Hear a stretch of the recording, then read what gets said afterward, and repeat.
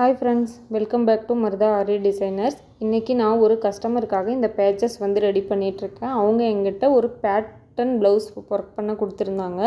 நான் அந்த pattern blouse எல்லாம் ஃபுல்லா ஸ்டிட்ச் பண்ணி கம்ப்ளீட் பண்ணிட்டேன். அதுக்கு வந்து ப்ளவுஸ்க்கு பேக் சைடும் ஸ்லீவ்ல ரெண்டு பக்கமும் இந்த பேட்ச் அட்டாச் பண்ண சொல்லி கேட்டிருந்தாங்க.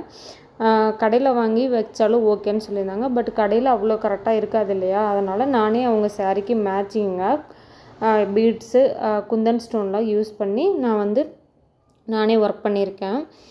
ஃபஸ்ட்டு நீங்கள் குந்தன் ஸ்டோனை நல்லா ஸ்ட்ராங்காக க்ளூ போட்டு ஒட்டிக்கோங்க. அதில் இது வந்து ஸ்டிச் பண்ணுற மாதிரி குந்தன் ஸ்டோன், ஸோ நான் ஸ்டிச்சே பண்ணிக்கிட்டேன்.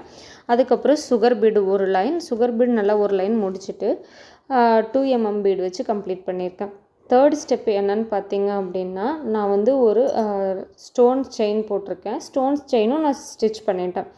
அடுத்து 4th ஸ்டெப்பு பார்த்திங்கன்னா 4 mm பீடை வந்து கொடுத்துருக்கேன். 5th ஸ்டெப்பில் திருப்பி ஒரு 2 mm பீடுக்கு வந்து கொடுத்து கம்ப்ளீட் பண்ணிட்டேன். அதுக்கப்புறம் நீங்கள் கம்பல்சரி வந்து இதை கட் பண்ணி எடுக்கும்போது ஏதாவது சிசர் பட்டுருச்சு அப்படின்னா கண்டிப்பாக உங்களுக்கு பீட்ஸ் எல்லாம் உதிர்ந்துடும். அதுக்காக வந்து நான் ஜஸ்ட்டு 3 லைன்ஸ் வந்து ஜரி த்ரெட் கொடுத்துருக்கேன். ஜரி த்ரெட் கொடுத்து முடித்த அப்புறமா ஃபைனல் ரவுண்டில் வந்து நீங்கள் நல்லா க்ளூ அப்ளை பண்ணி பேஸ்ட் பண்ணி வச்சுடுங்க. அது நல்லா காஞ்சதுக்கப்புறம் துணியை நீங்கள் கட் பண்ணும்போது உங்களுக்கு எந்த ஒரு த்ரெட்டும் கட் ஆகாது, எந்த ஒரு ப்ராப்ளமும் வராது. என்னால் பாஸ்ட்டு 2 months வீடியோ போட முடியல. ரீசன் வந்து என்னோடய ஆப்பெல்லாம் வந்து லேப்டாப்பில் கரப்ட் ஆகிடுச்சு. ஸோ என்னால் ஒர்க் பண்ண முடியல லேப்டாப்பில்.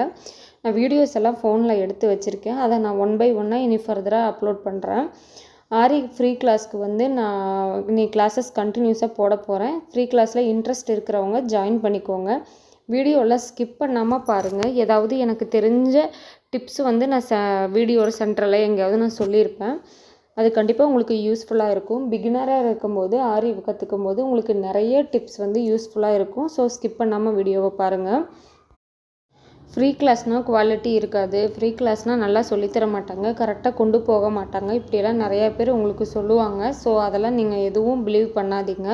என்னோடய பாசிட்டிவ் வீடியோஸ் எல்லாம் பாருங்கள். உங்களுக்கு கண்டிப்பாக வீடியோ நல்லாயிருக்கும், புரியும் உங்களுக்கு கிளாஸஸ் எல்லாம். அப்படி உங்களுக்கு எல்லாமே கம்ஃபர்டபுளாக இருந்துச்சுன்னா நீங்கள் ஃப்ரீ கிளாஸில் ஜாயின் பண்ணிக்கோங்க.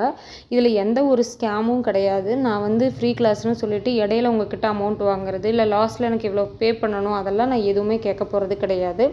உங்களுக்கு இன்ட்ரெஸ்ட் இருந்துச்சுன்னா என்னோடய வீடியோஸ் பார்த்து நீங்கள் ஒர்க் பண்ணி எனக்கு வாட்ஸ்அப்பில் சென்ட் பண்ணுவீங்க. வாட்ஸ்அப்பும் பார்த்தீங்கன்னா 1 to 1 தான், நான் எந்த குரூப்பும் வச்சுக்கல. ஏன் அப்படின்னா ஒருத்தரோட ஒர்க்கை வந்து இன்னொருத்தவங்க கண்டிப்பாக காப்பி பண்ணுறாங்க. ப்ளஸ் எடுத்து அவங்களோட யூடியூப்பில் இல்லை அவங்களோட பிளாட்ஃபார்மில் ஏதாவது ஒரு சோசியல் மீடியாவில் அவங்க போஸ்ட் பண்ணிக்கிறாங்க.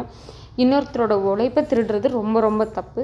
ஸோ நீங்கள் 1 to 1 எனக்கு அனுப்பும்போது நான் கண்டிப்பாக உங்களுக்கு ரிப்ளை பண்ணுவேன். இன்கேஸ் நான் ரொம்ப பிஸியாக இருந்தால் 1 or 2 days நான் கண்டிப்பாக உங்களுக்கு ரிப்ளை பண்ணிவிடுவேன். உங்களை நான் ஸ்கிப்பெல்லாம் பண்ண மாட்டேன். நீங்கள் கண்டிப்பாக ஜாயின் பண்ணலாம். உங்களுக்கு கண்டிப்பாக நல்ல க்ரோத் கிடைக்கும்.